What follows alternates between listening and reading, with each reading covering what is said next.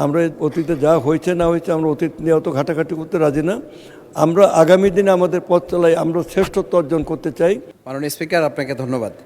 আমরা অর্থনীতিতে এবং রাষ্ট্রের বিভিন্ন পর্যায়ে করাপশনের কথা শুনি, কিন্তু আমরা এটা ঠিক এখন উপলব্ধি করছি না যে কালচারাল করাপশন এখন আমাদের দেশে এবং সমাজের জন্য একটা গুরুত্বপূর্ণ এবং অত্যন্ত ভয়াবহ হিসেবে দাঁড়িয়েছে। আমি মাননীয় মন্ত্রী মহোদয়ের কাছে আপনার মাধ্যমে জানতে চাই, আমাদের বাংলাদেশ টেলিভিশন সেখানে আমাদের সন্তানদেরকে এই অপসংস্কৃতি রোধ এবং সুন্দর সংস্কৃতি তাদেরকে গড়ে তোলার জন্য একই সাথে আমাদের দেশে এখন যে বেসরকারি টেলিভিশনগুলো রয়েছে তারা যে পদ্ধতিতে তাদের টেলিভিশনগুলো পরিচালনা করে, সেই ক্ষেত্রে সংস্কৃতি মন্ত্রণালয়ের পক্ষ থেকে বেসরকারি টেলিভিশনে একটা নির্দিষ্ট সময় আমাদের সন্তানরা যখন বাসা বাড়িতে থাকে, সকালবেলা, দুপুর অথবা রাত্রিবেলা একটা সময় নির্দিষ্ট করে দেওয়া যায়। যেমন আমাদের একটা দুরন্ত টেলিভিশন আছে, সেটাকে সন্তানরা খুবই উপভোগ করে।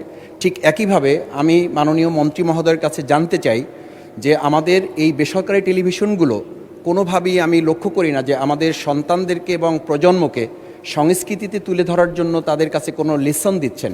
এই ক্ষেত্রে বাংলাদেশ টেলিভিশনে আরও সংস্কৃতির ব্যাপারে আমাদের সন্তানদেরকে সচেতন করার পদক্ষেপ নেওয়া এবং বেসরকারি টেলিভিশনগুলোকে আওতায় নিয়ে আসার কোনো পদক্ষেপ বর্তমান সংস্কৃতি মন্ত্রণালয় রয়েছে কিনা এই ব্যাপারে মাননীয় মন্ত্রী বলবেন, তাহলে আমরা উপকৃত হব। ধন্যবাদ মাননীয় স্পিকার।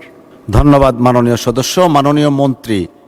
ধন্যবাদ। বিষয়টা হচ্ছে তথ্য মন্ত্রণালয়ের অধীন বাংলাদেশ টেলিভিশন এবং অন্যান্য টেলিভিশন চ্যানেল, তথাপিও তথ্য এবং সংস্কৃতির মাঝে একটা সমন্বয় আছে এই কারণে যে সেখানে যে সমস্ত সাংস্কৃতিক কর্মকাণ্ড করা হয় সেটা আমরা তথ্য মন্ত্রণালয়ের সাথে সমন্বয় করি, সেটা আমরা সেখানে চলে।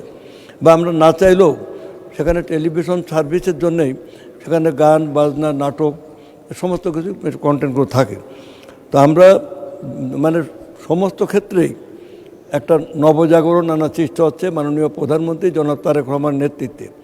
আমরা একটা নতুন রেনেসাঁ সৃষ্টি করতে চাই এই দেশে, সেটা হচ্ছে জীবনমুখী সংস্কৃতি, জীবনমুখী শিক্ষা, জীবনমুখী অর্থনীতি, সমস্ত কিছুকে আমরা একটা নতুন বাংলাদেশ নিয়ে যদি আমরা গড়ে তুলতে পারি, তাহলে আমাদের দেশের হারানো যে ঐতিহ্য আমরা পুনরুদ্ধার করতে পারবো এবং আমরা বাংলাদেশকে একটা নতুন বাংলাদেশ হিসেবে আমরা একটা নবজাগরণের মাধ্যমে আমরা এগিয়ে যাব। সেই জন্যে ওনার ভয়ের কোনো কারণ নেই। আমরা অতীতে যা হয়েছে না হয়েছে আমরা অতীত নিয়ে অত ঘাটাঘাটি করতে রাজি না।